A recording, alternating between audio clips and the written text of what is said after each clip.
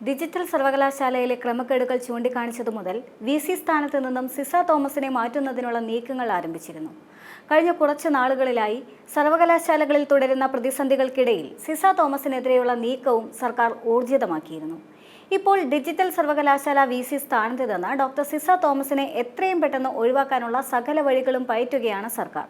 സ്ഥിരം വി.സി. നിയമനത്തിനായി സർവകലാശാല നിയമം ഭേദഗതി ചെയ്യാൻ ഒരുങ്ങുകയാണ് സർക്കാർ. ഡിജിറ്റൽ ശാസ്ത്ര സാങ്കേതിക നൂതന വിദ്യ സർവകലാശാലയുടെ വൈസ് ചാൻസലറെ നിയമിക്കുന്നതുമായി ബന്ധപ്പെട്ട 2021 സർവകലാശാല നിയമത്തിലെ വ്യവസ്ഥകൾ ഭേദഗതി ചെയ്യുന്നതിനുള്ള കരട് ഓർഡിനൻസിന് മന്ത്രിസഭാ യോഗം അംഗീകാരം നൽകി. 11ാം വകുപ്പിന്റെ 3, 4, 6 ഉപവകുപ്പുകളിലെ 2018 UGC ചട്ടങ്ങൾക്കും സമീപകാലത്തുണ്ടായ കോടതി ഉത്തരവുകൾക്കും അനുസൃതമായി ഭേദഗതി ചെയ്യുന്നതിനുള്ള കരട് ഓർഡിനൻസാണ് അംഗീകരിച്ചത്. സെർച്ച് കമ്മിറ്റി ഘടനയിലും മാറ്റം കൊണ്ടുവരും. ഓർഡിനൻസ് വിളംബരപ്പെടുത്താൻ ഗവർണറോട് ശുപാർശ ചെയ്യാനും മന്ത്രിസഭാ യോഗം തീരുമാനിച്ചിട്ടുണ്ട്. ഓർഡിനൻസിൽ ഗവർണർ ഒപ്പിടുമോ എന്നതാണ് ഇനി നിർണായകമാവുക. സുപ്രീം കോടതി വിധിയുടെ പശ്ചാത്തലത്തിൽ ഡിജിറ്റൽ സർവകലാശാല വി.സി.യായി സർക്കാർ പാനൽ തള്ളി ഗവർണർ കഴിഞ്ഞ ദിവസമാണ് ഡോക്ടർ സിസ തോമസിനെ നിയമിച്ചത്. 6 മാസത്തേക്കാണ് നിയമനം. സ്ഥിരം വി.സിയെ ഉടൻ തന്നെ നിയമിക്കണമെന്ന് സുപ്രീം കോടതി വ്യക്തമാക്കിയിരുന്നു. ഈ സാഹചര്യത്തിലാണ് സർവകലാശാല നിയമം ഉൾപ്പെടെ ഭേദഗതി ചെയ്തുകൊണ്ട് കരട് ഓർഡിനൻസ് ഇറക്കാൻ സർക്കാർ തീരുമാനിച്ചത്. വൈസ് ചാൻസലർ സാങ്കേതിക വിദ്യ, സയൻസ്, എഞ്ചിനീയറിംഗ്, മാനേജ്മെന്റ് രംഗത്തെ പണ്ഡിതനും ഒരു ഉന്നത പഠന സ്ഥാപനത്തിൽ ഭരണപരിചയവുമുള്ള ആളായിരിക്കണമെന്നാണ് നിയമത്തിൽ പറയുന്നത്.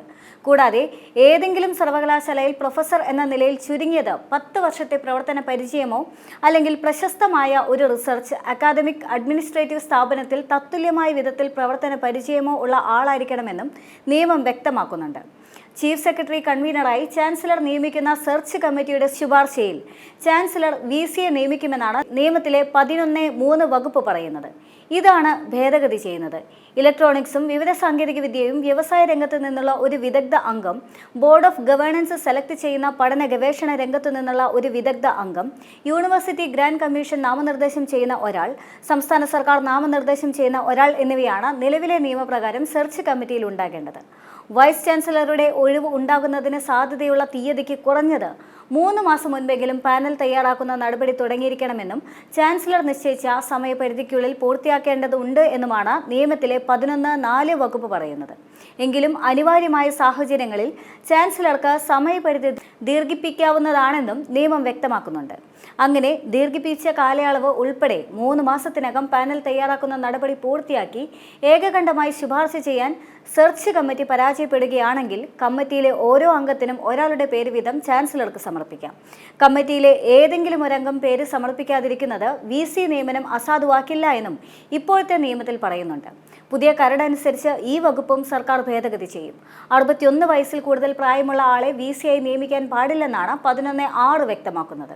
വി.സി. ഉദ്യോഗത്തിൽ പ്രവേശിക്കുന്ന തീയതി മുതൽ 4 വർഷ കാലയളവിലേക്കോ അല്ലെങ്കിൽ 65 വയസ്സ് പൂർത്തിയാകുന്നതുവരെയോ ഏതാണോ ആദ്യം അതുവരെ ഉദ്യോഗം വഹിക്കാമെന്നും നിയമത്തിൽ പറയുന്നുണ്ട്. ഏത് തരത്തിലുള്ള ഭേദഗതികളാണ് സർക്കാർ കരട് ഓർഡിനൻസിൽ വരുത്തിയിരിക്കുന്നത് എന്നത് വ്യക്തമല്ല. എന്തു തന്നെയാണെങ്കിലും ചാൻസലർ കൂടിയായ ഗവർണർ ഒപ്പിട്ടെങ്കിൽ മാത്രമേ ഓർഡിനൻസിന് അംഗീകാരം ലഭിക്കുകയുള്ളൂ.